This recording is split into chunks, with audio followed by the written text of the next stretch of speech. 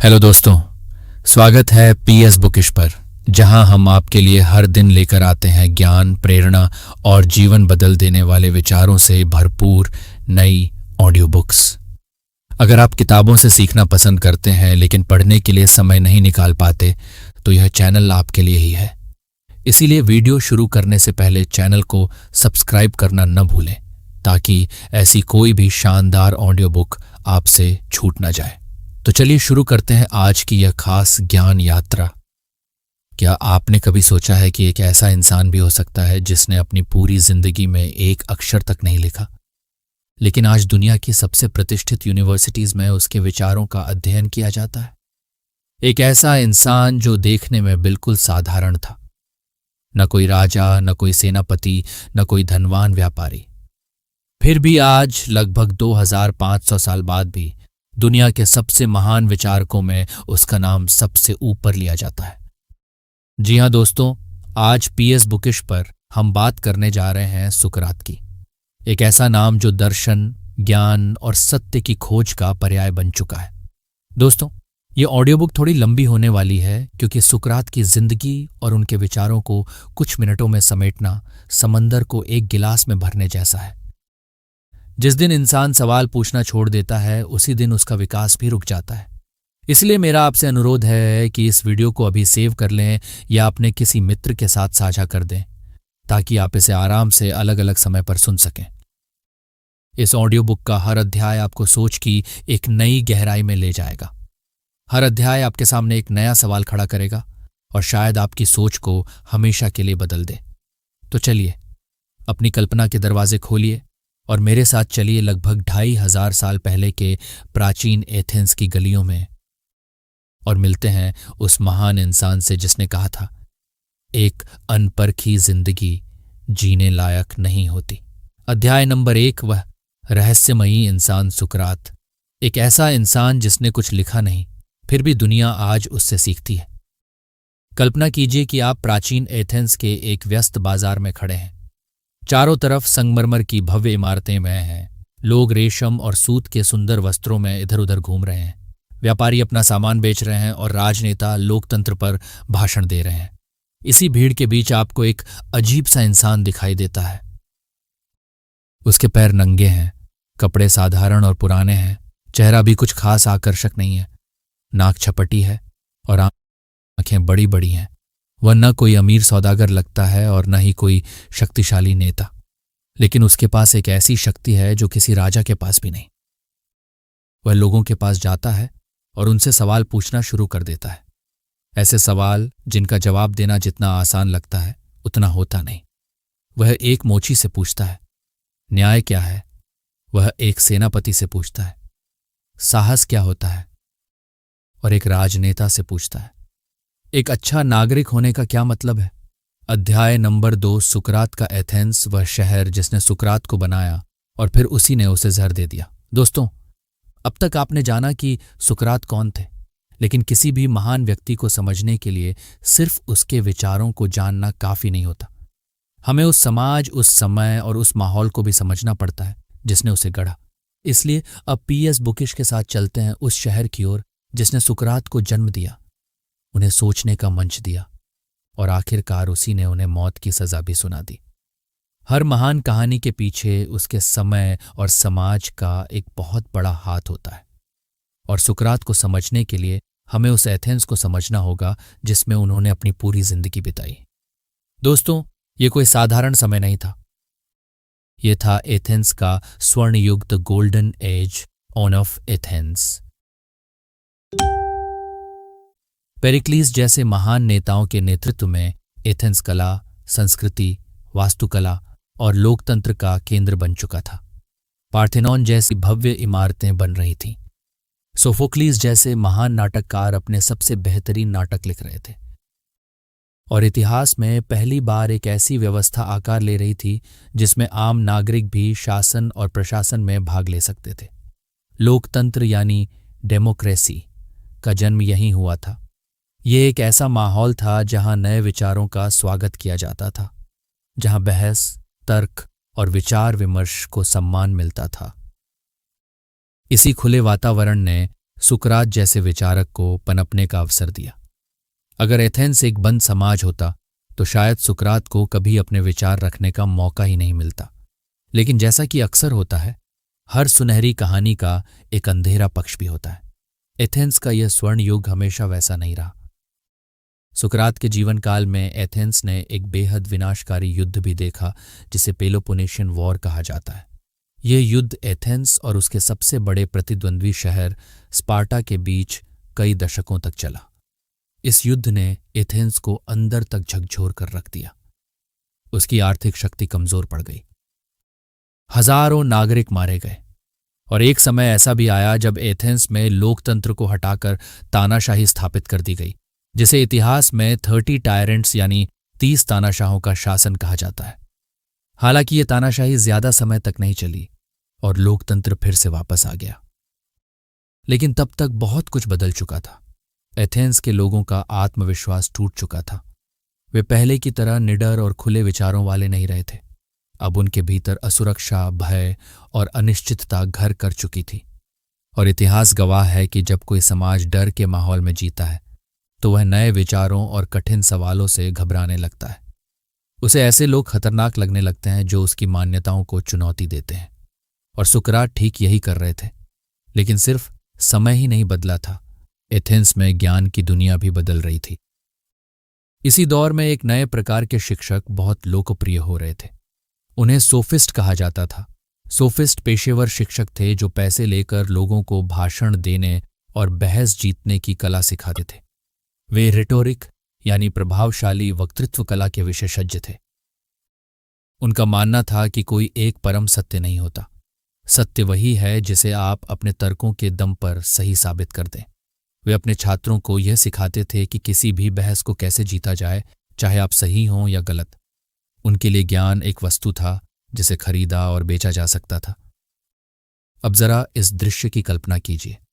एक तरफ सोफिस्ट थे जो पैसे लेकर लोगों को जीतना सिखा रहे थे, और दूसरी तरफ सुकरात थे जो कहते थे मुझे कुछ नहीं पता।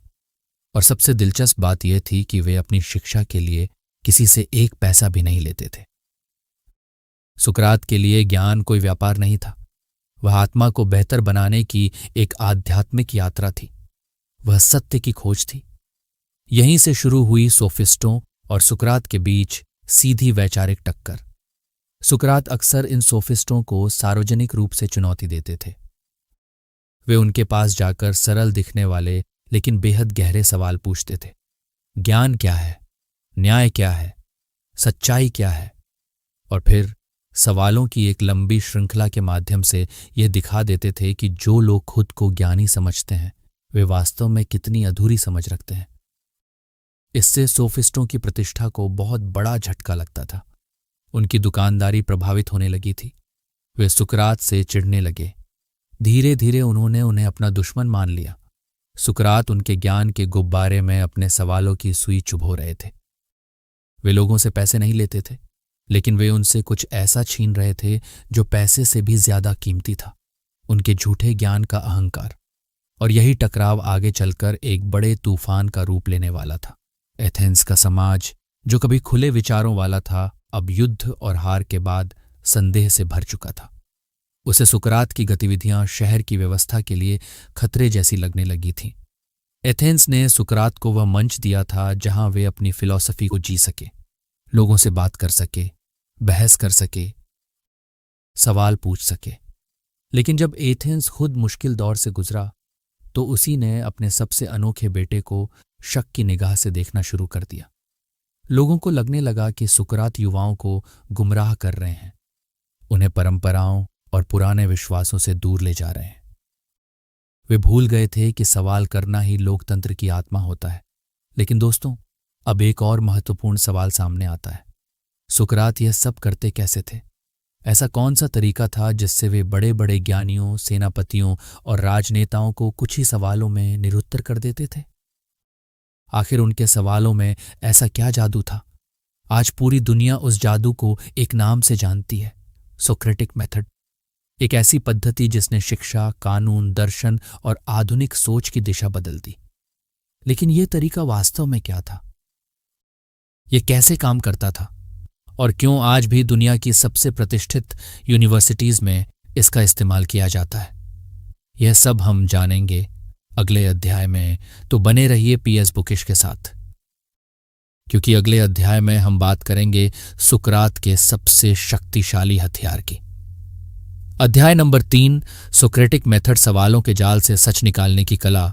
जो अपने विचारों को चुनौती देने का साहस रखता है वही सच के सबसे करीब पहुंचता है। दोस्तों, अब तक आपने जाना कि सुकरात कौन थे और किस तरह उनका पूरा शहर उनके विचारों से प्रभावित भी था और परेशान भी। लेकिन अब हम बात करने जा रहे हैं उस हथियार की जिसने सुकरात को इतिहास के सबसे प्रभावशाली विचारकों में शामिल कर दिया। यह कोई तलवार नहीं थी, यह कोई भाला नहीं था, यह कोई सेना या राजनीतिक शक्ति भी नहीं थी। फिर भी इसकी ताकत इतनी थी कि बड़े बड़े विद्वान, सेनापति और राजनेता इसके सामने निरुत्तर हो जाते थे। आप सुन रहे हैं पीएस बुकिश और अब हम प्रवेश करने जा रहे हैं सुकरात के सबसे शक्तिशाली हथियार की दुनिया में। यह हथियार था उनका सोचने और बात करने का तरीका, एक ऐसी पद्धति जिसे आज पूरी दुनिया सोक्रेटिक मेथड या सुकराती पद्धति के नाम से जानती है। लेकिन दोस्तों, यह सिर्फ सवाल पूछने की कला नहीं थी, यह सवालों के माध्यम से किसी इंसान को सच के करीब ले जाने की कला थी। यह इतना शक्तिशाली तरीका था कि आज भी दुनिया की सबसे प्रतिष्ठित लॉ स्कूल्स, मेडिकल स्कूल्स और बिजनेस स्कूल्स में इसका उपयोग किया जाता है, ताकि छात्रों की क्रिटिकल थिंकिंग यानी गहराई से सोचने की क्षमता विकसित की जा सके। तो आइए इसे बहुत आसान भाषा में समझते हैं। आखिर यह तरीका काम कैसे करता था?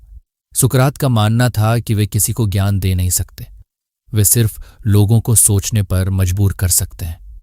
उनका काम सामने वाले को उत्तर देना नहीं था, उनका काम था सामने वाले के भीतर छिपे हुए उत्तरों को बाहर लाना।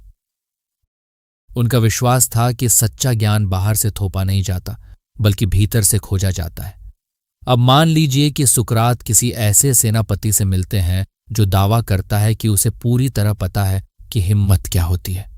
सुकरात उससे कहेंगे, वाह, ये तो बहुत अच्छी बात है, मैं हमेशा से यह जानना चाहता था कि हिम्मत क्या होती है, क्या आप मुझे समझा सकते हैं?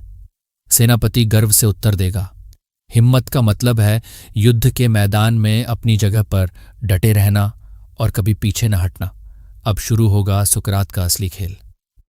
वे मुस्कुराकर कहेंगे, आपका उत्तर बहुत अच्छा है, लेकिन अगर कोई सेना रणनीति के तहत पीछे हटती है ताकि बाद में दुश्मन को जाल में फंसा सके, तो क्या वह कायर कहलाएगी? सेनापति कुछ देर सोचेगा और फिर कहेगा, नहीं, बिल्कुल नहीं, वह तो समझदारी और साहस दोनों का उदाहरण होगा। अब सुकरात अगला सवाल करेंगे, तो फिर इसका मतलब यह हुआ कि हिम्मत सिर्फ डटे रहने का नाम नहीं है, कभी कभी पीछे हटना भी हिम्मत हो सकता है। तो फिर हिम्मत की असली परिभाषा क्या है?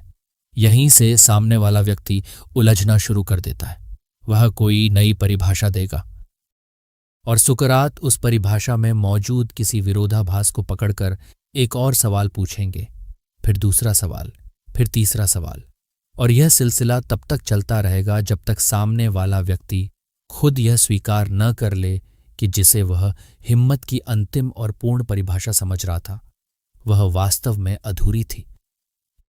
यही प्रक्रिया एलेंग्स कहलाती है, जिसका अर्थ है जांच पड़ताल, परीक्षा या खंडन। लेकिन यहां एक बात समझना बहुत जरूरी है, सुकरात का उद्देश्य किसी को अपमानित करना नहीं था।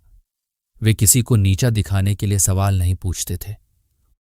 उनका उद्देश्य था सामने वाले को उसकी अज्ञानता का एहसास कराना, क्योंकि सुकरात का मानना था कि ज्ञान की यात्रा का पहला कदम यही है कि इंसान यह स्वीकार करे, मैं नहीं जानता।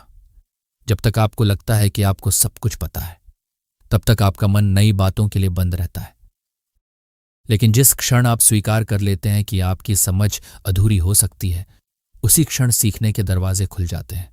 सुकरात अपने सवालों की चाबी से इन्हीं बंद दरवाजों को खोलने का प्रयास करते थे। इस पद्धति के दो मुख्य चरण होते हैं। पहला चरण है विनाशकारी चरण या डिस्ट्रक्टिव फेज। इस चरण में सुकरात सवालों के माध्यम से सामने वाले की गलत धारणाओं, अधूरे विश्वासों और कमजोर तर्कों को तोड़ते हैं। ये प्रक्रिया कभी कभी असहज होती है क्योंकि इसमें व्यक्ति के अहंकार को चोट पहुंचती है, लेकिन इसके बाद आता है दूसरा चरण, रचनात्मक चरण या कंस्ट्रक्टिव फेज। जब व्यक्ति ये स्वीकार कर लेता है कि उसे पूरी सच्चाई नहीं पता, तब सुकरात उसके साथ मिलकर सत्य की खोज शुरू करते हैं। अब वे विरोधी नहीं रहते, अब वे एक ही रास्ते के सहयात्री बन जाते हैं। अब वे दोनों मिलकर ये समझने की कोशिश करते हैं कि हिम्मत का वास्तविक अर्थ क्या हो सकता है। शायद हिम्मत सिर्फ युद्ध के मैदान में नहीं होती, शायद हिम्मत सच बोलने में भी होती है, शायद हिम्मत अन्याय के खिलाफ खड़े होने में भी होती है, शायद हिम्मत अपनी गलतियों को स्वीकार करने में भी होती है। इस तरह बातचीत एक साधारण व्यक्तिगत राय से शुरू होकर एक सार्वभौमिक सत्य की खोज तक पहुंच जाती है। और दोस्तों, यही इस पद्धति की सबसे बड़ी खूबसूरती है। आप इस तरीके का उपयोग अपनी रोजमर्रा की जिंदगी में भी कर सकते हैं। अगली बार जब आपके मन में कोई मजबूत राय बने तो एक पल रुकिए। मान लीजिए आप सोचते हैं पैसा ही सब कुछ है, तो खुद से पूछिए, क्या सच में पैसा ही सब कुछ है? क्या प्यार, स्वास्थ्य और मानसिक शांति की कोई कीमत नहीं? क्या कोई ऐसा इंसान नहीं हो सकता जिसके पास बहुत पैसा हो लेकिन वह अंदर से दुखी हो? और क्या कोई ऐसा व्यक्ति नहीं हो सकता जिसके पास कम पैसा हो लेकिन वह बेहद संतुष्ट और खुश हो? जब आप खुद से इस तरह के सवाल पूछना शुरू करेंगे तो आपको एहसास होगा कि आपकी शुरुआती राय कितनी अधूरी थी। आप अपने विचारों को बेहतर ढंग से समझ पाएंगे, आप खुद को बेहतर ढंग से समझ पाएंगे। और यही है सोक्रेटिक मेथड का असली जादू। ये आपको सिर्फ बाहरी दुनिया को समझने में मदद नहीं करता, ये आपको आपकी अपनी भीतरी दुनिया की यात्रा पर भी ले जाता है। लेकिन दोस्तों, सुकरात सिर्फ एक तरीका सिखाकर नहीं रुक गए थे। उन्होंने इसी पद्धति का उपयोग जीवन के सबसे महत्वपूर्ण प्रश्न का उत्तर खोजने के लिए किया। वह प्रश्न था, एक अच्छी जिंदगी क्या होती है? और इसी खोज के दौरान उन्होंने एक ऐसा वाक्य कहा जो आज भी अमर है। उन्होंने कहा, the unexamined life is not worth living, अर्थात एक अनपरखी जिंदगी जीने लायक नहीं होती। लेकिन आखिर इस एक वाक्य में ऐसा क्या रहस्य छिपा है जिसने इसे इतिहास के सबसे प्रसिद्ध विचारों में शामिल कर दिया? हर दिन खुद से एक सवाल पूछिए, क्या मैं वही इंसान बन रहा हूं जैसा बनने का सपना देखा था? क्यों सुकरात मानते थे कि बिना आत्मचिंतन के जी गई जिंदगी अधूरी है? और क्या हम भी आज बिना जाने एक अनपरखी जिंदगी जी रहे हैं? इन सवालों के जवाब जानने के लिए आपको अगले अध्याय तक मेरे साथ बने रहना होगा। और अगर अब तक की यह ज्ञान यात्रा आपको पसंद आ रही है तो वीडियो को लाइक जरूर कीजिए और पीएस बुकिश को सब्सक्राइब करना मत भूलिए, क्योंकि अगले अध्याय में हम सुकरात के सबसे प्रसिद्ध और सबसे गहरे विचार की परतें खोलने वाले हैं। एक अनपरखी जिंदगी जीने लायक क्यों नहीं होती?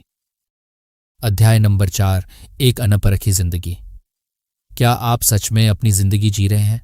The unexamined life is not worth living for a human being, यानी एक इंसान के लिए एक अनपरखी, बिना जांची परखी जिंदगी जीने लायक नहीं होती। दोस्तों, यह सिर्फ एक साधारण वाक्य नहीं है, यह सुकरात के पूरे दर्शन का निचोड़ है, ये उनकी सोच का सार है, ये वह विचार है जिसके लिए उन्होंने अपनी जान तक दांव पर लगा दी। दरअसल ये शब्द उन्होंने अपने जीवन के सबसे कठिन क्षण में कहे थे, उस समय जब उन पर मुकदमा चल रहा था, जब उन्हें अपनी जान बचाने का अवसर दिया गया था, जब उनसे कहा गया था कि अगर वे सवाल पूछना छोड़ दें, अपने विचारों का प्रचार बंद कर दें और सत्य की खोज करना छोड़ दें तो उनकी जान बच सकती है। लेकिन सुकरात ने चुप रहकर जीने की बजाय सत्य की खोज करते हुए मरना बेहतर समझा। उन्होंने मौत को स्वीकार कर लिया, लेकिन अपने सिद्धांतों से समझौता नहीं किया। और यहीं से पैदा हुआ इतिहास का ये अमर वाक्य, एक अनपरखी जिंदगी जीने लायक नहीं होती। लेकिन आखिर इसका मतलब क्या को है? एक एग्जामिन्ड लाइफ यानी एक जांची परखी जिंदगी वास्तव में होती क्या है? आइए इस गहरे विचार की परतों को एक एक करके खोलते हैं। दोस्तों, एक अनपरखी जिंदगी जीने का मतलब है ऑटो पायलट मोड पर जिंदगी जीना। सुबह उठना, काम पर जाना, खाना, सोना और फिर अगले दिन वही सब दोहराना, बिना कभी रुके ये पूछे कि मैं ये सब क्यों कर रहा कि नहीं हूं, मेरे जीवन का उद्देश्य क्या है, क्या मैं सचमुच खुश हूं, मेरे मूल मूल्य क्या हैं, क्या मैं एक बेहतर इंसान बन रहा हूं या बस भीड़ का हिस्सा बनकर जी रहा की हूं। ये एक ऐसी जिंदगी है जिसमें हम समाज, परिवार और दोस्तों द्वारा दी गई धारणाओं को बिना सवाल किए स्वीकार कर लेते हैं। हम वही नौकरी चुनते हैं जो सुरक्षित लगती है। हम वही मान्यताएं मान लेते हैं जो हमें बचपन से सिखाई गई हैं। हम उन्हीं चीजों के पीछे भागते हैं जिनके पीछे पूरी दुनिया भाग रही होती है। पैसा, शोहरत, ताकत, प्रतिष्ठा, और धीरे धीरे हमें लगता है कि यही जिंदगी है। लेकिन सुकरात कहते हैं कि यह जागरूक जीवन नहीं है, यह केवल एक आदत बन चुकी जिंदगी है। ऐसी जिंदगी में हम इंसान की तरह मां और मशीन की तरह ज्यादा काम करते हैं। हम जीवित तो होते हैं लेकिन वास्तव में जागरूक नहीं होते। सुकरात के अनुसार इंसान और जानवर के बीच सबसे बड़ा अंतर यही है कि इंसान के पास तर्क करने और आत्मचिंतन करने की क्षमता होती है। हम खुद से सवाल पूछ सकते हैं, हम अपने विचारों पर विचार कर सकते हैं, हम अपने विश्वासों की जांच कर सकते हैं। और अगर हम इस क्षमता का उपयोग ही नहीं कर रहे तो हम अपनी सबसे बड़ी मानवीय शक्ति को व्यर्थ कर रहे हैं। यही कारण है कि सुकरात आत्मचिंतन को इतना महत्वपूर्ण मानते थे। उनके अनुसार एक जांची परखी जिंदगी जीने का मतलब है अपनी आत्मा की देखभाल करना। और दोस्तों, यही वह बात है जो सुकरात को बाकी लोगों से अलग बनाती है। उनके लिए शरीर से ज्यादा महत्वपूर्ण आत्मा थी, दौलत से ज्यादा महत्वपूर्ण चरित्र था और सफलता से ज्यादा महत्वपूर्ण था एक अच्छा इंसान बनना। लेकिन सवाल यह है कि आत्मा की देखभाल कैसे की जाए। सुकरात कहते हैं, अपने विचारों की जांच करके, अपनी इच्छाओं की जांच करके, अपने कर्मों की जांच करके, हर दिन खुद से कुछ कठिन सवाल पूछकर। जैसे, आज मैंने जो किया क्या वह सही था? आज मैंने जो सोचा क्या वह नेक था? क्या मैं अपने डर का गुलाम बन रहा हूं? क्या मैं अपनी लालसाओं के पीछे भाग रहा हूं? क्या मैं अपने मूल्यों के अनुसार जीवन जी रहा हूं या सिर्फ परिस्थितियों के अनुसार बह रहा हूं? दोस्तों, ये एक तरह का मानसिक और आध्यात्मिक ऑडिट है। जरा सोचिए, हम अपनी गाड़ी की सर्विसिंग करवाते हैं, अपने मोबाइल को अपडेट करते हैं, अपने शरीर का मेडिकल चेकअप करवाते हैं, लेकिन हम अपने मन और आत्मा का चेकअप कितनी बार करते हैं? हम अपने भीतर झांकने के लिए कितना समय निकालते हैं? यही काम सुकरात हमें सिखाना चाहते थे। लेकिन यह प्रक्रिया आसान नहीं है, क्योंकि जब आप अपनी जिंदगी की जांच शुरू करते हैं तो आपको कई ऐसी बातें दिखाई देने लगती हैं जिन्हें आप शायद देखना नहीं चाहते। आपको अपनी कमजोरियां दिखाई देंगी, अपने डर दिखाई देंगे, अपनी गलतियां दिखाई देंगी, अपने भीतर छिपे हुए विरोधाभास दिखाई देंगे। यह बिल्कुल वैसा है जैसे बिना किसी मेकअप और बिना किसी फिल्टर के पहली बार आईने में खुद को देखना। और सच कहें तो यह अनुभव कई बार असहज होता है। शायद इसी कारण अधिकांश लोग अपनी जिंदगी की जांच नहीं करते।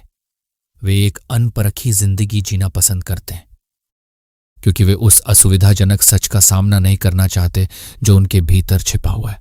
लेकिन सुकरात कहते हैं, अगर आप अपनी कमजोरियों को पहचानेंगे नहीं तो उन्हें सुधारेंगे कैसे? अगर आप अपनी बीमारी को समझेंगे नहीं तो उसका इलाज कैसे करेंगे? इसलिए आत्मचिंतन दर्दनाक हो सकता है, लेकिन वही विकास का पहला कदम भी है। और दोस्तों, अगर आप सच में अपनी जिंदगी को परखना चाहते हैं तो इसकी शुरुआत बहुत छोटे छोटे सवालों से की जा सकती है। जब भी आप कोई काम करें, खुद से पूछें, मैं ये क्यों कर रहा हूं? जब भी किसी बात पर विश्वास करें, खुद से पूछिए, क्या मेरे पास इसके लिए कोई ठोस आधार है या मैंने इसे बस मान लिया है?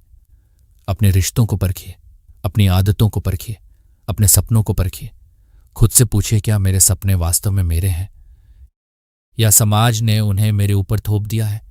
क्या मेरे रिश्ते मुझे बेहतर इंसान बना रहे हैं?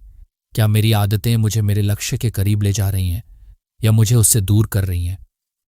क्या मैंने कभी सच में यह सोचा है कि मेरे जीवन के सबसे महत्वपूर्ण मूल्य क्या हैं? सच्चाई, प्यार, न्याय, स्वतंत्रता, पैसा या कुछ और? दोस्तों, अगर आपने कभी इस बारे में गंभीरता से सोचा है तो कमेंट में जरूर बताइए। और अगर आप PS बुकिश पर इस ज्ञान यात्रा का आनंद ले रहे हैं तो वीडियो को लाइक करना और चैनल को सब्सक्राइब करना बिल्कुल मत भूलिए, क्योंकि यहां हम सिर्फ किताबों का सार नहीं सुनते, बल्कि उनके विचारों को अपने जीवन में उतारना भी सीखते हैं। सुकरात की नज़र में यही आत्मचिंतन सबसे महत्वपूर्ण आध्यात्मिक कार्य था।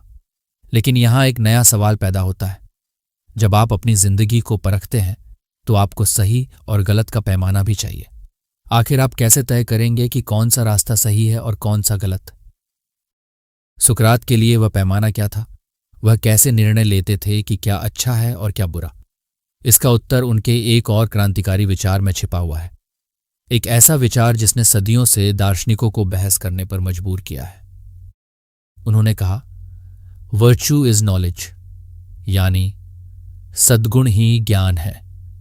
गलत रास्ता अक्सर बुरे इरादों से नहीं, अधूरे ज्ञान से शुरू होता है। पहली नजर में यह विचार बहुत सरल लगता है, लेकिन इसकी गहराई बेहद विशाल है।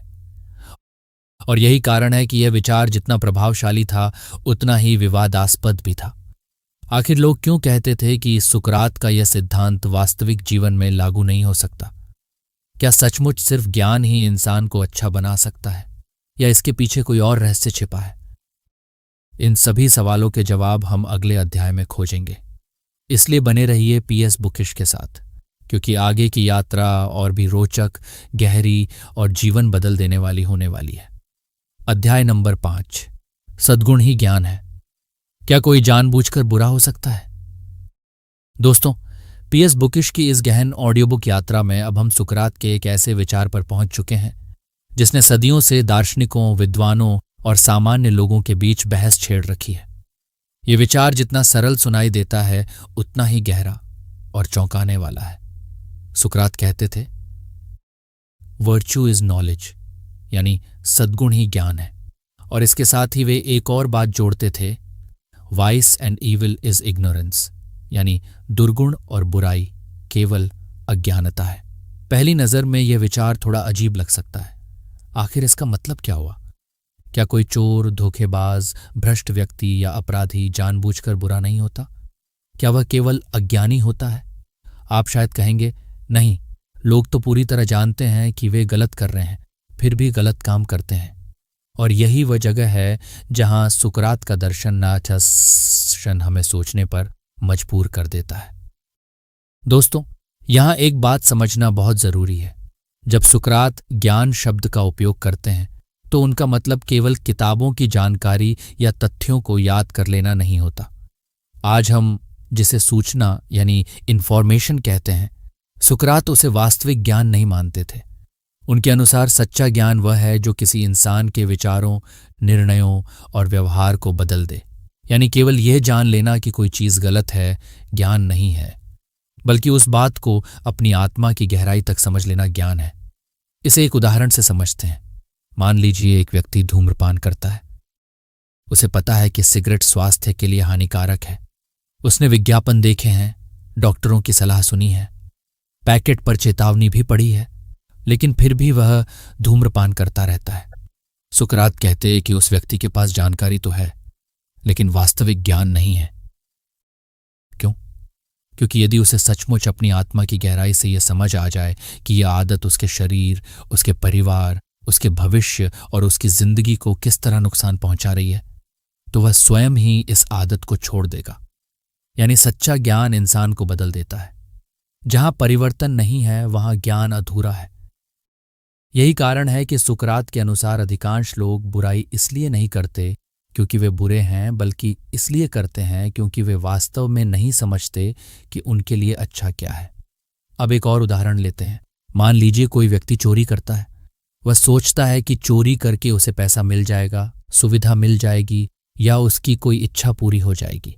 लेकिन वह यह नहीं देख पा रहा कि उस थोड़े से लाभ के बदले में वह अपनी ईमानदारी, अपनी प्रतिष्ठा, अपने आत्मसम्मान और अपनी मानसिक शांति खो रहा है। वह केवल तत्काल लाभ देख रहा है, दीर्घकालिक नुकसान नहीं।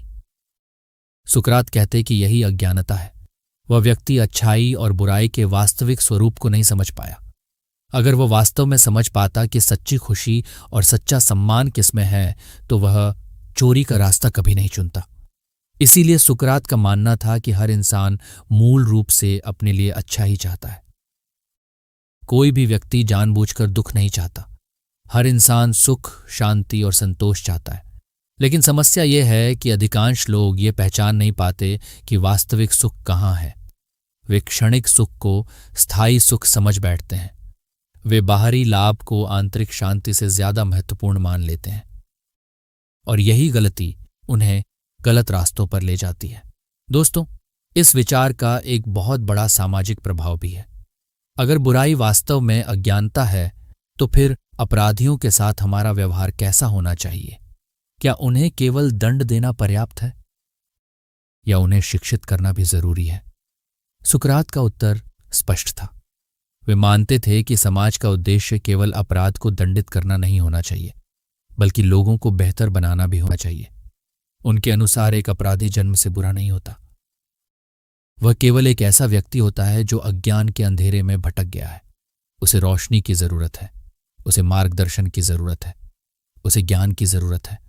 यही कारण है कि सुकरात का दर्शन आज भी आधुनिक शिक्षा, मनोविज्ञान और सुधारात्मक न्याय व्यवस्था में गहराई से दिखाई देता है। और दोस्तों, यही कारण है कि पीएस बुकिश पर हम केवल किताबों की कहानियां नहीं सुनते, बल्कि उन विचारों को समझने की कोशिश करते हैं जो इंसान की सोच को बदल सकते हैं। लेकिन यहां एक बहुत बड़ा सवाल खड़ा होता है। क्या सुकरात पूरी तरह सही थे? क्या वास्तव में हर बुराई अज्ञानता का परिणाम है? यहीं से उनके विचारों की आलोचना शुरू होती है। बाद में महान दार्शनिक अरस्तु ने इस विचार पर आपत्ति जताई। अरस्तु ने कहा कि कई बार इंसान सही और गलत दोनों को अच्छी तरह जानता है। उसे यह भी पता होता है कि उसे क्या करना चाहिए, फिर भी वह गलत काम कर बैठता है। इसे उन्होंने अक्रासिया यानी इच्छा शक्ति की कमजोरी कहा। उदाहरण के लिए, एक व्यक्ति डाइट पर है। उसे पता है कि केक खाना उसके लिए नुकसानदायक है। वह यह भी जानता है कि उसे केक नहीं खाना चाहिए, लेकिन जब केक उसके सामने आता है तो वह खुद को रोक नहीं पाता। तो क्या यह अज्ञानता है या इच्छा शक्ति की कमी? यही बहस 2000 साल से भी ज्यादा समय से चली आ रही है। कुछ लोग सुकरात से सहमत हैं, कुछ लोग अरस्तु से, और शायद यही दर्शन की खूबसूरती है। यह आपको तैयार जवाब नहीं देता, यह आपको सोचने पर मजबूर करता है। तो अब मैं आपसे एक सवाल पूछना चाहता हूं। क्या आपको लगता है कि कोई इंसान पूरी तरह जानते हुए भी बुराई चुन सकता है? या फिर हर गलत निर्णय के पीछे कहीं ना कहीं अज्ञानता छिपी होती है? अपनी राय कमेंट्स में जरूर बताइए। और अगर आप ऐसी ही गहरी और जीवन बदल देने वाली ऑडियो बुक्स सुनना पसंद करते हैं, तो पीएस बुकिश को सब्सक्राइब करना बिल्कुल न भूलें, क्योंकि अभी सुकरात की कहानी खत्म नहीं हुई है। असल में अब कहानी अपने सबसे रोमांचक मोड़ की तरफ बढ़ रही है। सुकरात लोगों को जगाने की कोशिश कर रहे थे। वह लोगों के झूठे ज्ञान को चुनौती दे रहे थे। वह सत्ता, परंपराओं और समाज के स्थापित विश्वासों पर सवाल उठा रहे थे। लेकिन जब आप लोगों को बार बार यह एहसास दिलाते हैं कि वे उतना नहीं जानते जितना वे समझते हैं, तो वे आपसे प्रेम नहीं करते, वे आपसे नाराज होने लगते हैं। और यही सुकरात के साथ भी हुआ। धीरे धीरे एथेंस के प्रभावशाली लोग उन्हें एक शिक्षक या दार्शनिक नहीं, बल्कि एक परेशानी समझने लगे।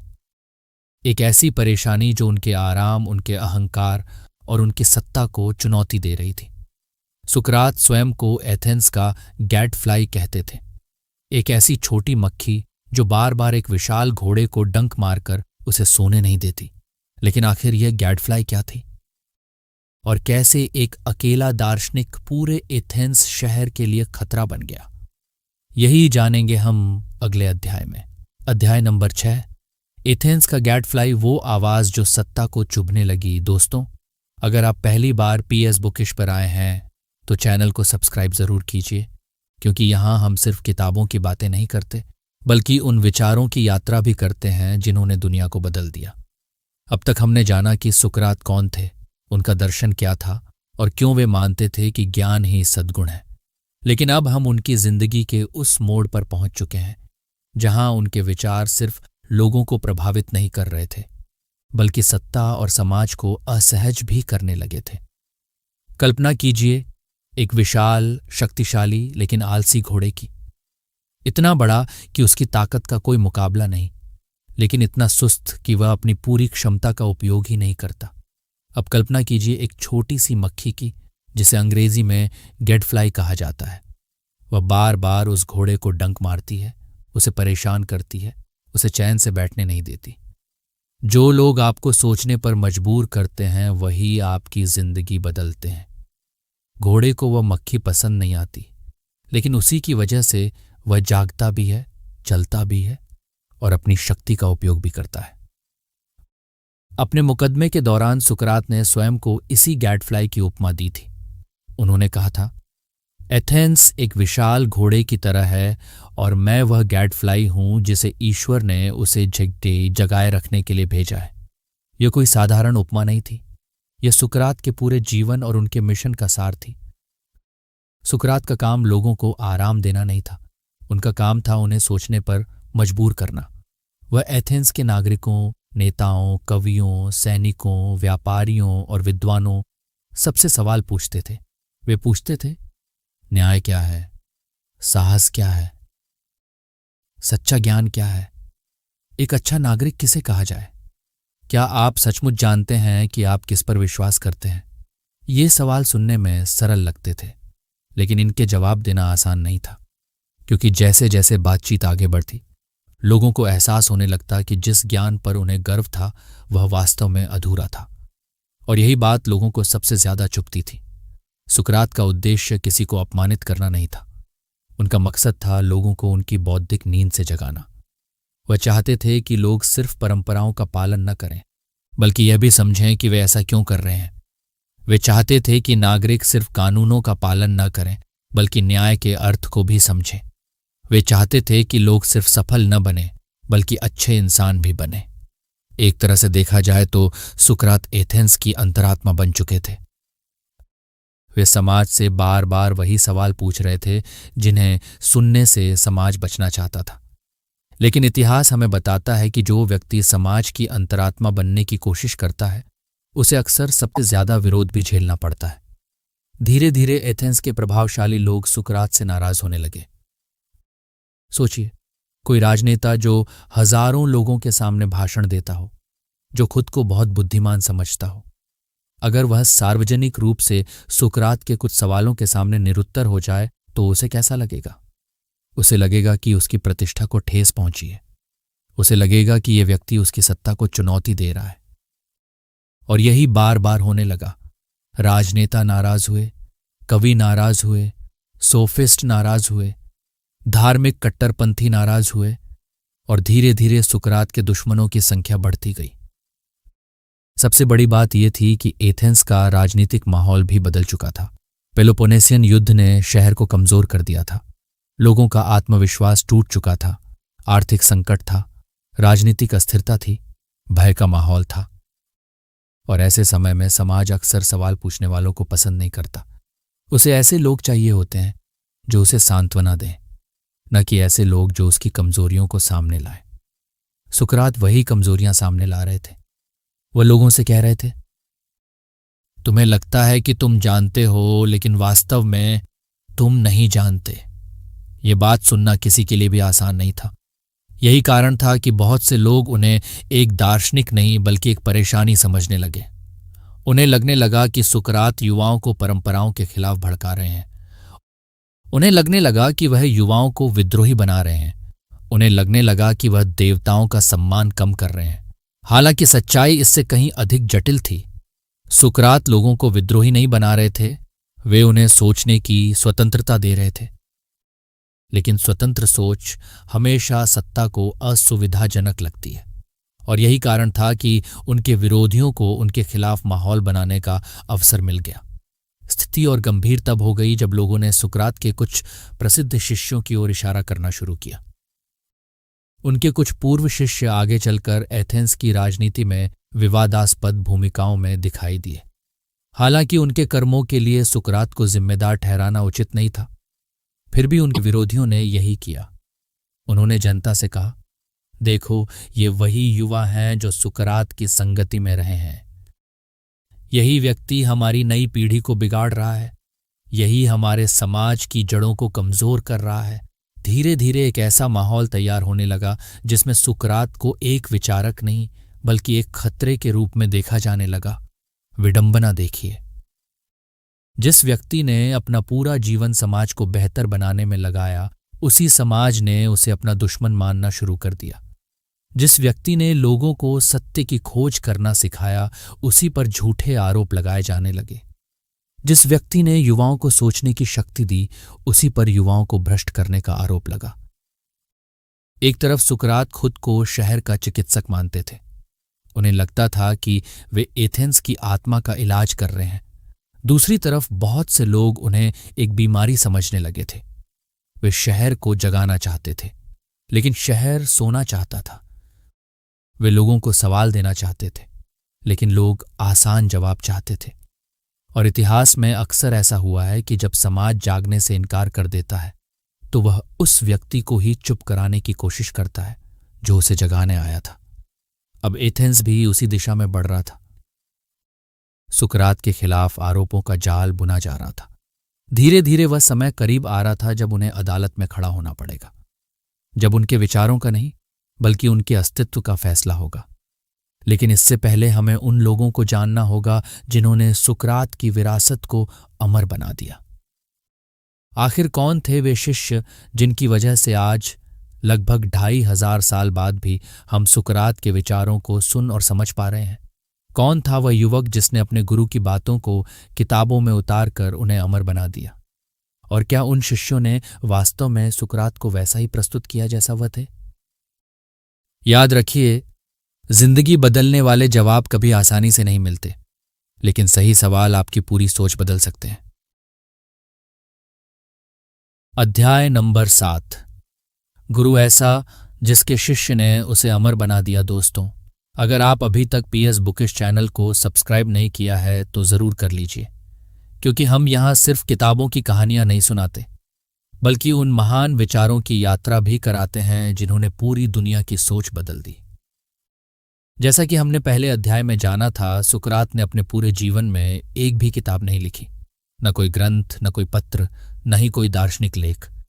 फिर सवाल उठता है कि आज लगभग 2500 साल बाद भी हम उनके विचारों को इतने विस्तार से कैसे जानते हैं? इसका उत्तर छिपा है उनके शिष्यों में, खासतौर पर 2 नामों में, जेनोफोन और प्लेटो।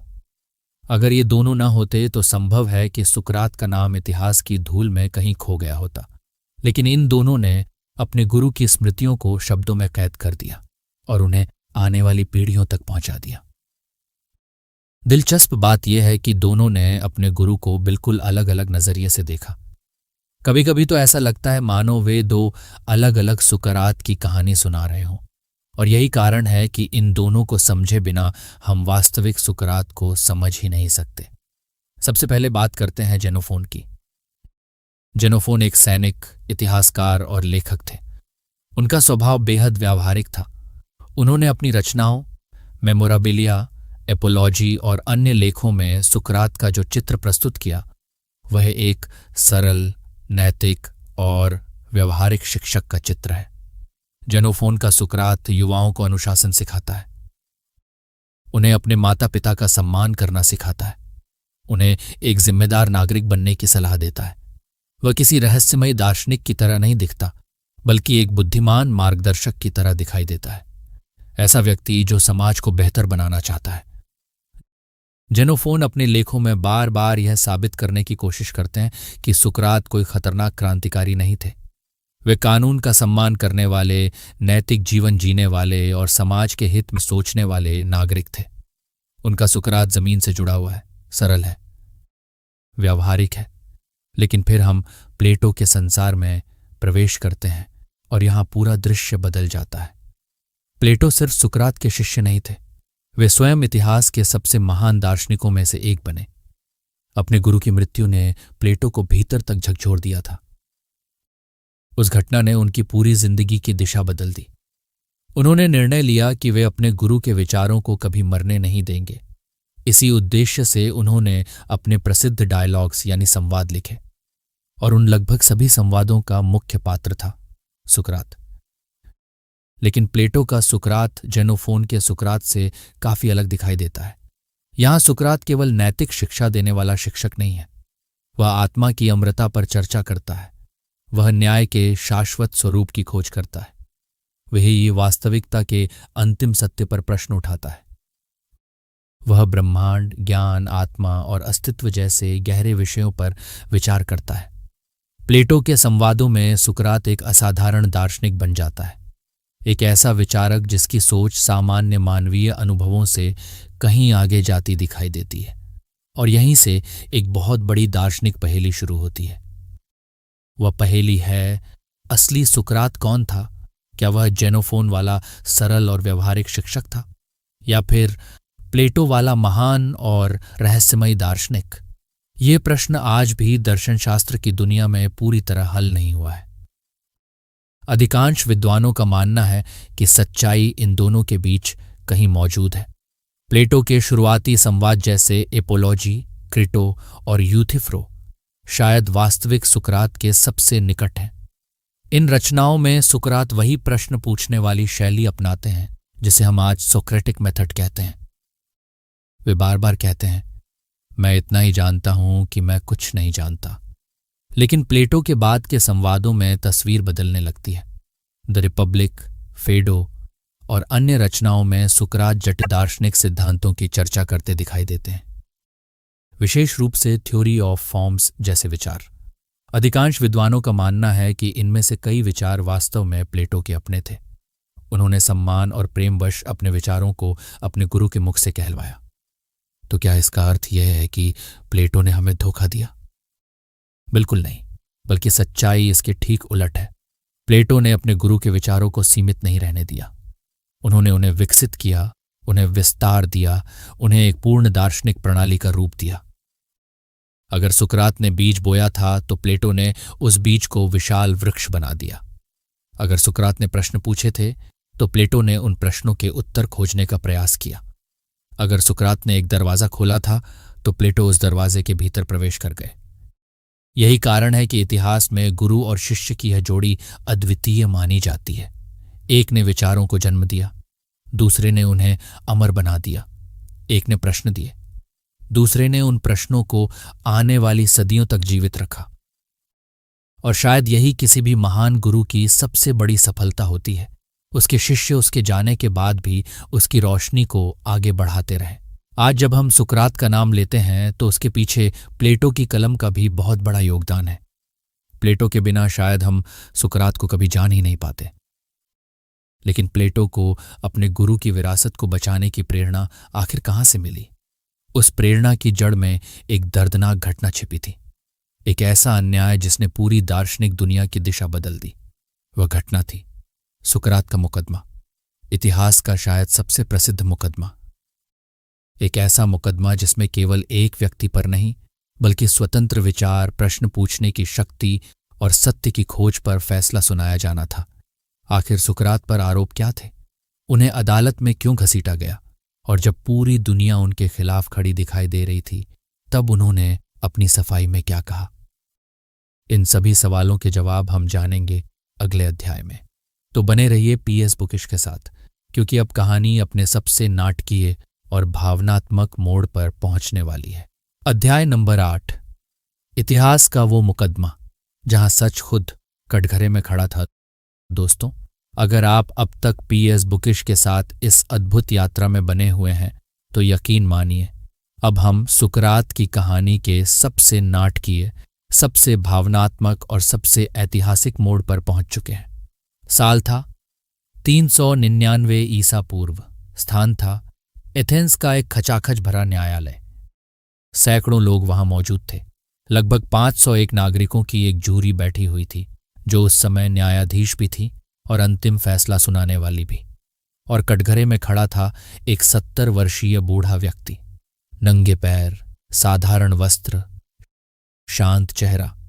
बिल्कुल वही व्यक्ति जिसने पूरी जिंदगी लोगों से सिर्फ सवाल पूछे थे।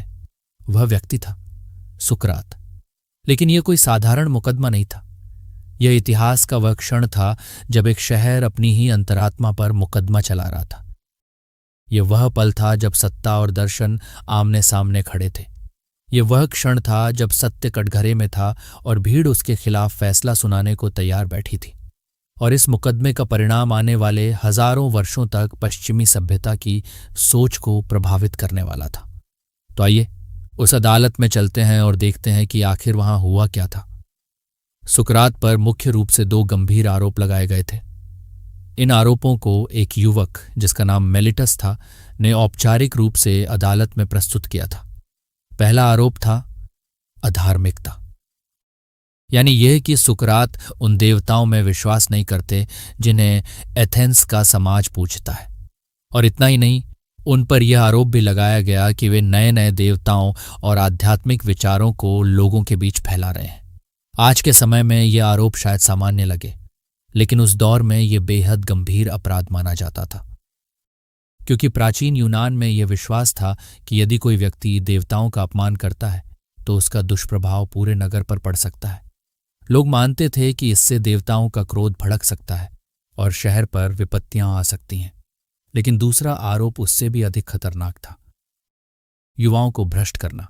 आरोप लगाने वालों का कहना था कि सुकरात अपने सवालों और चर्चाओं के माध्यम से एथेंस के युवाओं को उनके माता पिता, परंपराओं और राज्य के खिलाफ भड़का रहे हैं।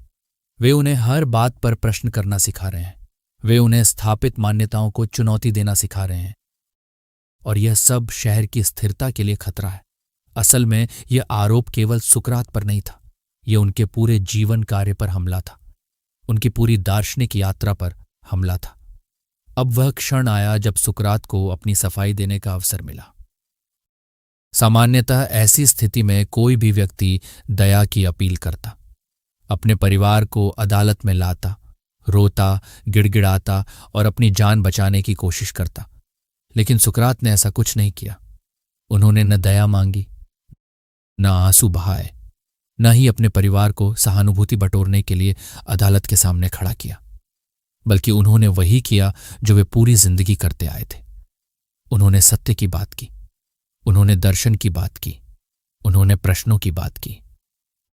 उनका यह ऐतिहासिक भाषण आज हमें प्लेटो की प्रसिद्ध रचना अपोलॉजी में मिलता है। ध्यान देने वाली बात यह है कि यहां अपोलॉजी का अर्थ माफी मांगना नहीं है।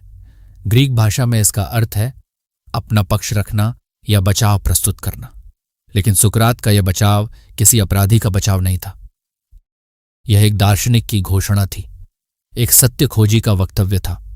उन्होंने अदालत से कहा कि वे किसी भी देवता का अपमान नहीं कर रहे, बल्कि वे तो उस दिव्य भविष्यवाणी का पालन कर रहे हैं जो डेल्फी के प्रसिद्ध ओरेकल ने की थी। उस भविष्यवाणी में कहा गया था कि सुकरात से अधिक बुद्धिमान कोई नहीं है। जब सुकरात ने यह सुना तो वे स्वयं हैरान रह गए। उन्हें लगा कि यह कैसे संभव है। उन्हें तो लगता था कि वे कुछ नहीं जानते। इसी रहस्य को समझने के लिए उन्होंने लोगों से प्रश्न पूछना शुरू किया, राजनेताओं से, कवियों से, सैनिकों से, कारीगरों से, और धीरे धीरे उन्हें एक विचित्र सत्य का एहसास हुआ। जो लोग स्वयं को ज्ञानी समझते थे वे वास्तव में अपनी अज्ञानता से अनजान थे, जबकि सुकरात कम से कम इतना तो जानते थे कि वे सब कुछ नहीं जानते, और शायद यही उनकी सबसे बड़ी बुद्धिमत्ता थी। फिर उन्होंने अदालत से कहा, मैं युवाओं को भ्रष्ट नहीं कर रहा, मैं तो उन्हें स्वयं की जांच करना सिखा रहा हूं। मैं उन्हें सिखा रहा हूं कि बिना सोचे समझे जीवन मत जियो। इसी दौरान उन्होंने अपना वह अमर वाक्य दोहराया, एक अनपरखी जिंदगी जीने लायक नहीं होती। उन्होंने जूरी से कहा कि वे एथेंस के लिए एक गैडफ्लाई हैं, एक ऐसी मक्खी जो एक विशाल लेकिन सुस्त घोड़े को बार बार डंक मारकर जगाती रहती है, और वह घोड़ा है एथेंस। उन्होंने कहा, अगर तुम मुझे मार दोगे तो तुम मेरा नहीं अपना नुकसान करोगे, क्योंकि तुम्हें फिर कोई ऐसा व्यक्ति नहीं मिलेगा जो तुम्हें बार बार सोचने पर मजबूर करे। जरा कल्पना कीजिए, एक व्यक्ति मौत के इतने करीब खड़ा है, उसकी जिंदगी का फैसला कुछ ही पलों में होने वाला है, फिर भी वह डर नहीं रहा, वह झुक नहीं रहा, वह अपनी बात बदल नहीं रहा, वह भीड़ को खुश करने की कोशिश नहीं कर रहा।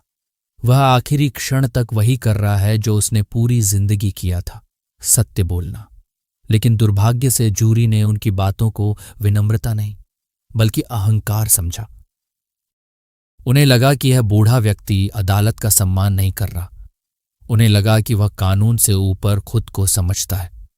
अंततः मतदान हुआ और बहुत कम अंतर से सुकरात को दोषी घोषित कर दिया गया। लेकिन कहानी यहीं खत्म नहीं हुई। उस समय एथेंस के कानून के अनुसार दोषी ठहराए जाने के बाद दोनों पक्षों को सजा का प्रस्ताव देना पड़ता था। अभियोजन पक्ष ने मृत्युदंड की मांग की। अब सुकरात के पास अवसर था। अगर वे चाहते तो जुर्माना प्रस्तावित कर सकते थे, देश निकाला मांग सकते थे, या कोई हल्की सजा स्वीकार कर अपनी जान बचा सकते थे। लेकिन सुकरात फिर वही निकले जो वे हमेशा से थे। उन्होंने कहा, मैंने अपना जीवन एथेंस की सेवा में लगाया है। मैंने लोगों को जगाने का काम किया है, इसलिए मुझे सजा नहीं, सम्मान मिलना चाहिए। उन्होंने सुझाव दिया कि उन्हें एथेंस के प्राइटेनियम में मुफ्त भोजन दिया जाए। यह वह सम्मान था जो ओलंपिक विजेताओं और महान राष्ट्रीय नायकों को दिया जाता था। पूरा न्यायालय स्तब्ध रह गया। कुछ लोगों को यह मजाक लगा, कुछ को यह घोर अहंकार लगा और कुछ को यह सीधी चुनौती लगी। अब जूरी पहले से भी अधिक नाराज हो चुकी थी। दूसरी बार मतदान हुआ और इस बार पहले से कहीं अधिक बहुमत से सुकरात को मृत्युदंड दे दिया गया। फैसला हो चुका था। एक ऐसा व्यक्ति जिसने पूरी जिंदगी ज्ञान, नैतिकता और सत्य की बात की थी, उसे उसके अपने ही शहर ने जहर पीकर मरने की सजा सुना दी। लेकिन दोस्तों, कहानी अभी खत्म नहीं हुई है। असल में सुकरात की सबसे महान परीक्षा तो अब शुरू होने वाली थी। सजा सुनाए जाने और सजा दिए जाने के बीच लगभग 1 महीने का समय था। इस दौरान उनके मित्रों ने उन्हें जेल से भगाने की योजना बनाई। उनके पास बच निकलने का अवसर था। वे आसानी से अपनी जान बचा सकते थे। लेकिन क्या उन्होंने ऐसा किया? मौत को सामने देखकर उनके विचार क्या थे? क्या उन्हें डर लगा? क्या उन्हें पछतावा हुआ? या फिर उन्होंने अंतिम क्षण तक अपने सिद्धांतों का साथ निभाया? इन सभी सवालों के जवाब हम जानेंगे अगले अध्याय में। और यकीन मानिए, सुकरात की अंतिम यात्रा उनकी पूरी जिंदगी जितनी ही प्रेरणादायक है। तो बने रहिए PS बुकिश के साथ। अध्याय नंबर 9, मौत के सामने भी। जिसने अपने सिद्धांतों का साथ नहीं छोड़ा। सिद्धांतों पर टिके रहने वाला इंसान हार सकता है, लेकिन झुकता कभी नहीं। दोस्तों, अब हम सुकरात की जिंदगी के उस अंतिम पड़ाव पर पहुंच चुके हैं जहां उनके विचारों की सबसे बड़ी परीक्षा होने वाली थी। फैसला सुनाया जा चुका था। एथेंस का वह गैडफ्लाई अब कानून की नज़र में एक अपराधी था। सुकरात को मृत्युदंड दिया जा चुका था। उन्हें कारागार में रखा गया, जहां उन्हें अपनी मृत्यु की प्रतीक्षा करनी थी। उन्हें जो सजा दी गई थी वह थी हेमलॉक नामक एक जहरीले पौधे का रस पीना। यह मृत्यु तलवार या फांसी जैसी नहीं थी। हेमलॉक का जहर धीरे धीरे शरीर को सुन्न करता था, जब तक कि सांसें हमेशा के लिए रुक न जाएं। लेकिन एक रोचक बात थी। सजा सुनाए जाने और उसे लागू किए जाने के बीच लगभग 1 महीने का अंतर था। इसका कारण एथेंस की एक धार्मिक परंपरा थी। उस समय शहर से एक पवित्र जहाज डेलोस द्वीप की यात्रा पर गया हुआ था। जब तक वह जहाज वापस नहीं लौटता, तब तक शहर में किसी भी व्यक्ति को मृत्युदंड नहीं दिया जा सकता था। यही 1 महीना सुकरात की जिंदगी का सबसे महत्वपूर्ण समय बन गया, क्योंकि अब उनके शब्द नहीं बल्कि उनके कर्म उनकी फिलॉसफी की सच्चाई को साबित करने वाले थे। एक सुबह सूरज निकलने से पहले सुकरात के पुराने मित्र और शिष्य क्रिटो चुपके से उनकी कोठरी में पहुंचे। क्रिटो सिर्फ मिलने नहीं आए थे, वे एक योजना लेकर आए थे। उन्होंने जेल के रक्षकों को रिश्वत दे दी थी। एक जहाज का भी इंतजाम कर लिया गया था, जो सुकरात को एथेंस से दूर किसी सुरक्षित स्थान पर ले जा सकता था। सब कुछ तैयार था, बस सुकरात को हाँ कहना था। क्रिटो ने भावुक होकर कहा, सुकरात, अगर तुम मर गए तो मैं अपना सबसे अच्छा मित्र खो दूंगा। लोग कहेंगे कि मैं इतना धनवान होते हुए भी अपने मित्र को बचा नहीं सका। तुम्हारे बच्चे अनाथ हो जाएंगे, उनका भविष्य क्या होगा? और सबसे बड़ी बात, तुम अपने दुश्मनों को जीतने दे रहे हो। वे यही तो चाहते हैं कि तुम मर जाओ। क्रिटो की बातें सुनकर कोई भी सामान्य व्यक्ति भागने का फैसला कर सकता था, लेकिन सुकरात सामान्य व्यक्ति नहीं थे। उन्होंने शांत स्वर में कहा, मेरे प्रिय क्रिटो, तुम्हारी चिंता उचित है, लेकिन हमें भावनाओं के आधार पर नहीं, बल्कि तर्क के आधार पर निर्णय लेना चाहिए। हमें यह नहीं पूछना चाहिए कि हमारे लिए क्या सुविधाजनक है, हमें यह पूछना चाहिए कि सही क्या है। इसके बाद सुकरात ने ऐसा तर्क रखा जो आज भी नैतिक दर्शन की सबसे महान दलीलों में गिना जाता है। उन्होंने कहा, पूरी जिंदगी मैंने न्याय, कानून और सदाचार की बात की है। एथेंस के कानूनों ने मुझे जन्म दिया, मुझे शिक्षा दी, मुझे नागरिक बनाया। मैंने इस शहर में रहने का चुनाव किया, मैंने इसके नियमों को स्वीकार किया। अब यदि मुझे कोई फैसला पसंद नहीं आता और मैं भाग जाता हूं, तो क्या मैं उन्हीं सिद्धांतों को नहीं तोड़ दूंगा जिनकी रक्षा मैं जीवन भर करता रहा हूं? फिर उन्होंने एक अद्भुत कल्पना प्रस्तुत की। उन्होंने कहा, कल्पना करो कि एथेंस के कानून स्वयं एक इंसान बनकर हमारे सामने खड़े हो जाएं और पूछें, सुकरात, तुम क्या कर रहे हो? क्या तुम हमें नष्ट करना चाहते हो? क्या हर नागरिक को यह अधिकार है कि जब फैसला उसके पक्ष में हो तो वह कानून माने और जब उसके खिलाफ हो तो उसे तोड़ दे? अगर हर व्यक्ति ऐसा करने लगे तो क्या कोई राज्य बच पाएगा? क्रिटो के पास इसका कोई जवाब नहीं था। फिर सुकरात ने एक और गहरी बात कही, अन्याय का जवाब अन्याय से नहीं दिया जा सकता। उन्होंने कहा कि भले ही अदालत ने उनके साथ अन्याय किया हो, लेकिन यदि वे जेल से भागते हैं तो वे स्वयं भी अन्याय करेंगे। एक गलत काम को दूसरे गलत काम से ठीक नहीं किया जा सकता। यही वह सिद्धांत था जिसके लिए उन्होंने पूरी जिंदगी संघर्ष किया था, और अब मृत्यु के सामने खड़े होकर भी वे उससे पीछे हटने वाले नहीं थे। धीरे धीरे क्रिटो समझ गए कि उनका मित्र अपना निर्णय बदलने वाला नहीं है। और फिर वह दिन आ गया, वह दिन जिसने इतिहास को हमेशा के लिए बदल दिया। सुकरात के मित्र और शिष्य जेल में उनके चारों ओर बैठे थे। कई लोग रो रहे थे, कई अपने आंसू नहीं रोक पा रहे थे, लेकिन आश्चर्य की बात यह थी कि सबसे शांत व्यक्ति स्वयं सुकरात थे।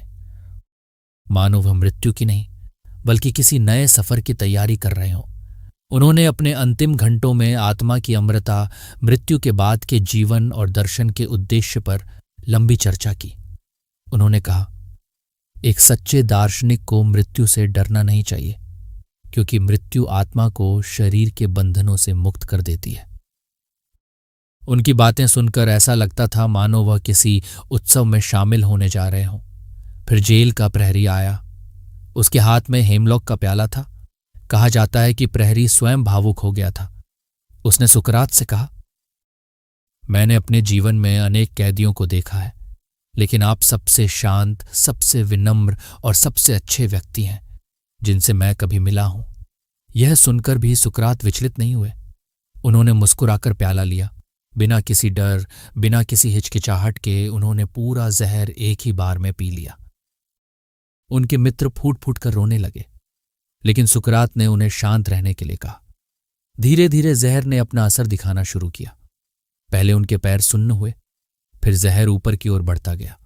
शरीर ठंडा पड़ने लगा, सांसें धीमी होने लगी, और तभी उन्होंने अपने जीवन के अंतिम शब्द कहे, क्रिटो, हम पर एस्क्लेपियस का एक मुर्गा उधार है, उसे चुकाना मत भूलना।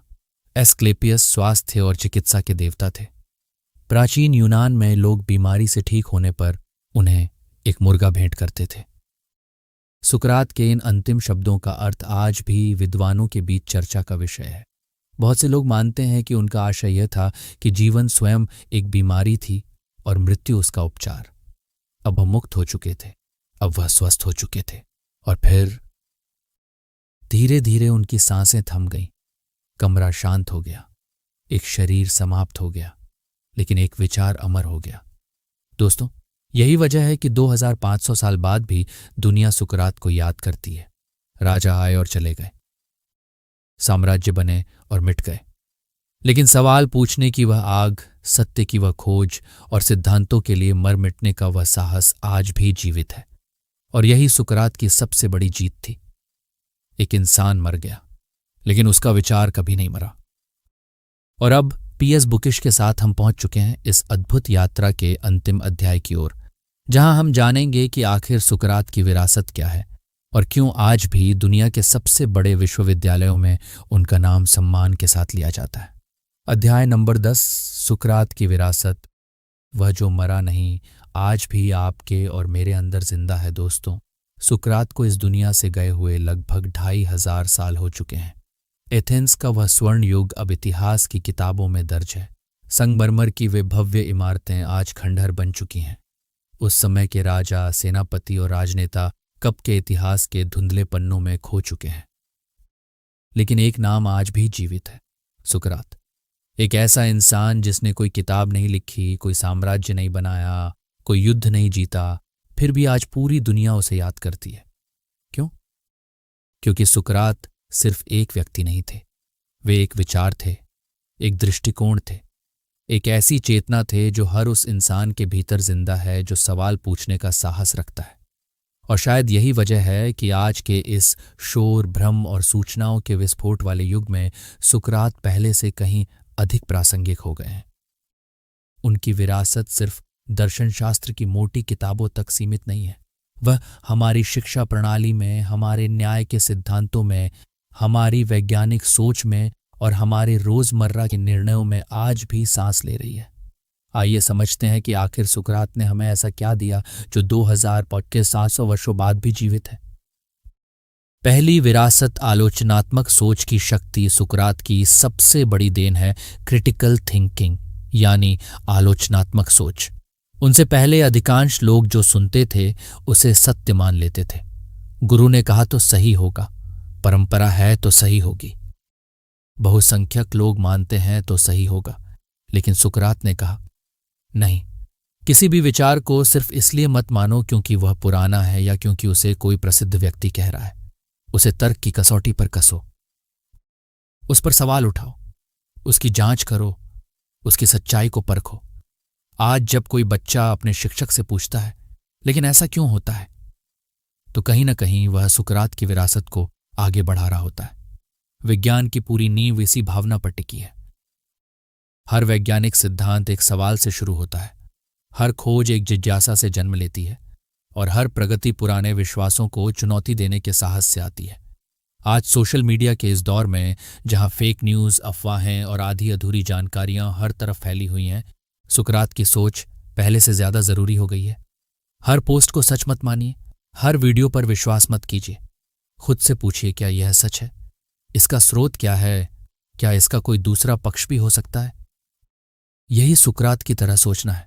दूसरी विरासत, आत्मज्ञान और नैतिकता का संबंध। सुकरात ने हमें सिखाया कि एक सफल जिंदगी और एक अच्छी जिंदगी हमेशा एक जैसी नहीं होती। दुनिया आपको अमीर होने की सलाह देगी, प्रसिद्ध होने की सलाह देगी, शक्तिशाली बनने की सलाह देगी, लेकिन सुकरात पूछेंगे, क्या तुम अपने आप को जानते हो? उनका प्रसिद्ध संदेश था, नो थाईसेल्फ, स्वयं को जानो। उनके अनुसार सबसे महत्वपूर्ण यात्रा दुनिया की नहीं बल्कि अपने भीतर की यात्रा है। उन्होंने कहा कि अपनी आत्मा की देखभाल करना किसी भी बाहरी उपलब्धि से ज्यादा महत्वपूर्ण है। आज हमारी दुनिया में तनाव, चिंता और मानसिक अशांति बढ़ती जा रही है। लोगों के पास सुविधाएं हैं लेकिन शांति नहीं, सफलता है लेकिन संतोष नहीं। सुकरात शायद कहते, तुमने दुनिया को जीतने की कोशिश की लेकिन खुद को समझने का समय नहीं निकाला। यही कारण है कि उनका दर्शन आज भी मानसिक और आध्यात्मिक विकास के लिए मार्गदर्शक बना हुआ है। तीसरी विरासत, सिद्धांतों पर अडिग रहने का साहस। शायद सुकरात की सबसे प्रेरणादायक विरासत उनका साहस है। वे अपनी जान बचा सकते थे, वे माफी मांग सकते थे, वे शहर छोड़ सकते थे, वे समझौता कर सकते थे, लेकिन उन्होंने ऐसा नहीं किया क्योंकि उनके लिए सत्य और सिद्धांत जीवन से भी अधिक मूल्यवान थे। उन्होंने दिखाया कि चरित्र का असली परीक्षण तब होता है जब आपके सिद्धांतों की कीमत चुकानी पड़ती है। सिद्धांतों पर टिके रहना आसान तब है जब सब कुछ आपके पक्ष में हो, लेकिन जब पूरी दुनिया आपके खिलाफ हो और तब भी आप सच का साथ न छोड़ें, वहीं असली साहस है। इसीलिए इतिहास में जब भी किसी ने अन्याय के खिलाफ आवाज उठाई, चाहे वह महात्मा गांधी हो या मार्टिन लूथर किंग जूनियर, कहीं न कहीं सुकरात की आत्मा उनके संघर्ष में मौजूद थी। सुकरात आज भी जीवित है। दोस्तों, सुकरात सिर्फ इतिहास की एक शख्सियत नहीं है, वे आज भी हमारे बीच मौजूद हैं। जब कोई पत्रकार सत्ता से कठिन सवाल पूछता है, वहां सुकरात हैं। जब कोई वैज्ञानिक पुरानी मान्यताओं को चुनौती देता है, वहां सुकरात हैं। जब कोई शिक्षक अपने विद्यार्थियों को रटने के बजाय सोचने के लिए प्रेरित करता है, वहां सुकरात है। और जब आप रात को सोने से पहले एक पल रुककर खुद से पूछते हैं, क्या मैं सच में सही दिशा में जा रहा हूं, तो वहां भी सुकरात मौजूद है।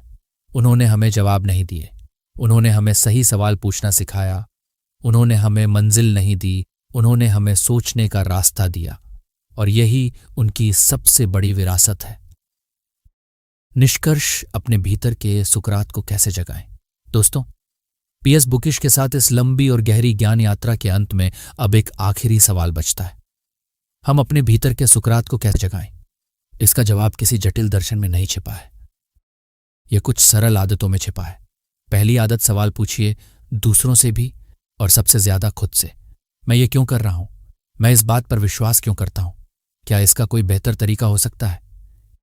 यही सवाल आपको एक सामान्य इंसान से एक जागरूक विचारक बनाते हैं। दूसरी आदत, बौद्धिक विनम्रता अपनाइए, यह स्वीकार करना सीखिए, मुझे नहीं पता। यही ज्ञान का पहला कदम है। जब तक आप सोचते रहेंगे कि आपको सब पता है, तब तक सीखने के सारे दरवाजे बंद रहेंगे। लेकिन जिस दिन आप स्वीकार करेंगे कि आप सब कुछ नहीं जानते, उसी दिन आपके विकास की असली शुरुआत होगी। तीसरी आदत, अपनी जिंदगी को परखिए। हर दिन कुछ मिनट सिर्फ अपने लिए निकालिए। अपने दिन का विश्लेषण कीजिए। खुद से पूछिए, क्या आज मैंने सही काम किया? क्या मैं अपने मूल्यों के अनुसार जी रहा हूं? क्या मैं सच में खुश हूं? क्या मैं वह इंसान बन रहा हूं जो मैं बनना चाहता हूं? यही आत्मचिंतन आपकी आत्मा की सर्विसिंग है। चौथी आदत, अपने सिद्धांतों पर अडिग रहिए। जीवन में कुछ ऐसे मूल्य चुनिए जिनसे आप कभी समझौता नहीं करेंगे, चाहे वह ईमानदारी हो, चाहे सत्य हो, चाहे न्याय हो। और जब कठिन समय आए तो याद रखिए, सुविधा अस्थायी होती है, लेकिन चरित्र स्थायी होता है। दोस्तों, सुकरात बनना आसान नहीं है। इसके लिए साहस चाहिए, अनुशासन चाहिए, और सबसे बढ़कर खुद का सामना करने की हिम्मत चाहिए। लेकिन यही एक ऐसी यात्रा है जो आपको भीड़ का हिस्सा बनने से बचाकर एक जागरूक, स्वतंत्र और जिम्मेदार इंसान बनाती है। इस पूरी ऑडियो बुक यात्रा में हमारे साथ बने रहने के लिए आपका दिल से धन्यवाद। अगर इस कहानी ने आपके भीतर कोई नया विचार जगाया है, कोई सवाल पैदा किया है, या आपको अपने जीवन के बारे में गहराई से सोचने के लिए प्रेरित किया है, तो इस वीडियो को लाइक ज़रूर करें। कमेंट्स में हमें बताइए, सुकरात की कौन सी सीख आपको सबसे ज़्यादा प्रेरित करती है। और अगर आप ऐसी ही गहरी, ज्ञानवर्धक और जीवन बदल देने वाली ऑडियो बुक सुनना चाहते हैं, तो पीएस बुकिश को सब्सक्राइब करना बिल्कुल न भूलें। साथ ही बेल आइकन को भी दबा दें, ताकि हमारी अगली ज्ञान यात्रा सीधे आप तक पहुंच सके। याद रखिए, ज्ञान की यात्रा कभी समाप्त नहीं होती, और शायद आज इस वीडियो के बाद आपके भीतर का सुकरात भी जाग चुका है।